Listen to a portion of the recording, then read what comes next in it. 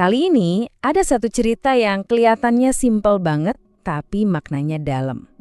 Ini kisah tentang seorang murid dan seorang ahli permata.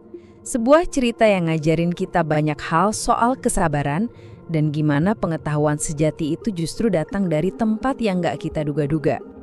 Oke, kita mulai dari satu pertanyaan yang mungkin bikin kita mikir nih. Pernah nggak sih Anda kepikiran gimana caranya kita bisa benar-benar jago dalam sesuatu yang sebenarnya nggak bisa diajarin cuma pakai kata-kata? Keahlian yang butuh feeling, butuh intuisi, butuh pengalaman langsung. Nah, pertanyaan inilah yang jadi inti dari cerita kita. Ceritanya dimulai dari pertemuan dua orang ini. Satu, anak muda yang semangatnya lagi ngebu-gebu buat belajar. Dan satu lagi, seorang ahli permata yang bijaksana, tapi kelihatannya agak ragu-ragu gitu. Coba bayangin deh, ada anak muda yang pengen banget belajar. Tekadnya udah kayak baja. Dia datang ke ahli permata yang paling terkenal. Terus mohon, gak cuma sekali, tapi berkali-kali, biar diterima jadi murid. Gurunya ini awalnya sempat mikir, ini anak punya kesabaran yang dibutuhin gak ya? Tapi karena ngelihat si pemuda ini benar-benar serius, akhirnya si ahli permata luluh juga. Dengan satu kalimat singkat ini, perjalanan si murid pun dimulai. Sebuah perintah yang kedengerannya sederhana, tapi ternyata jadi awal dari pelajaran yang luar biasa aneh. Dan di sini ceritanya jadi seru. Pelajaran pertama dari sang guru tuh sama sekali di luar dugaan si murid. Gak ada buku, gak ada ceramah, cuma ada satu tugas yang aneh banget. Jadi di hari pertama, si guru ngambil sebuah batu berlian, terus ditaruh gitu aja di tangan muridnya. Udah, cuma disuruh genggam, gitu doang. Gak ada penjelasan apa-apa lagi, gurunya lanjut kerja, muridnya ditinggal duduk sendirian sampai genggam batu itu sampai sore. Besoknya sama persis, disuruh genggam batu yang sama lagi tanpa instruksi tambahan. Hari ketiga, keempat, kelima, sama aja. Minggu demi minggu lewat dan tugasnya cuma itu-itu aja. Duduk dan genggam sebuah batu. Kebayang gak sih bingung sama bosannya kayak apa? Nah, bener kan? Lama-lama kesabaran si murid ini habis juga. Semangat yang tadinya membara sekarang berubah jadi frustrasi dan kecewa. Dia ngerasa nggak belajar apa-apa sama sekali. Di hari ke-6, wah dia udah nggak tahan.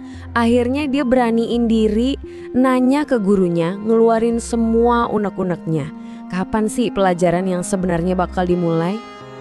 Dan jawaban gurunya tenang banget, tapi juga misterius. Cuma dijawab, akan tiba saatnya nanti. Jawaban kayak gitu ya jelas gak bikin si murid puas dong, malah makin frustrasi dia. Tapi setelah berminggu-minggu galau dan bingung, akhirnya datang juga momen pencerahan yang gak disangka-sangka. Satu momen yang mengubah segalanya buat si murid. Beberapa hari setelah percakapan itu, pas si murid udah di puncak keselnya, hampir nyerah, gurunya manggil.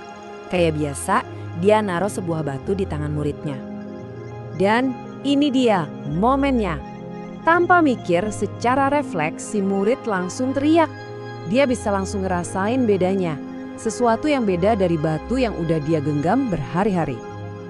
Gurunya tersenyum, senyum bijaksana gitu, terus bilang kata-kata yang akhirnya ngebuka mata si murid.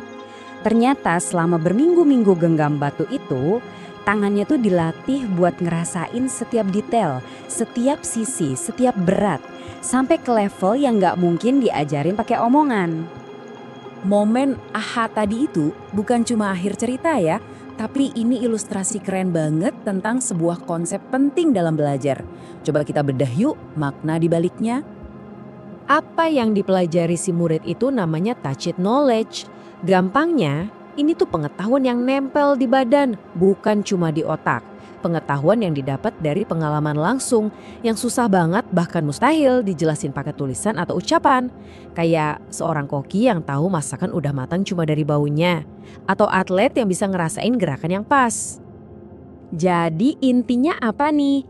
Sang guru ngajarin kita kalau pengetahuan sejati itu seringnya datang dari pengalaman berulang. Proses yang kelihatannya ngebosenin itu sebenarnya lagi ngasah persepsi si murid. Ini ngingetin kita semua kalau buat jadi ahli di bidang apapun itu butuh waktu dan proses yang nggak bisa instan. Dan seringkali pelajaran paling berharga itu justru yang nggak diomongin sama sekali. Sebagai penutup, coba deh kita renungin bareng-bareng. Pikirin tentang proses atau keahlian yang lagi Anda jalanin sekarang. Mungkin rasanya lambat, ngebosanin, atau Anda ngerasa nggak ada kemajuan. Pertanyaannya adalah, batu berlian apa yang lagi Anda genggam saat ini? Siapa tahu tanpa Anda sadari, Anda sebenarnya lagi mempelajari sesuatu yang luar biasa berharga.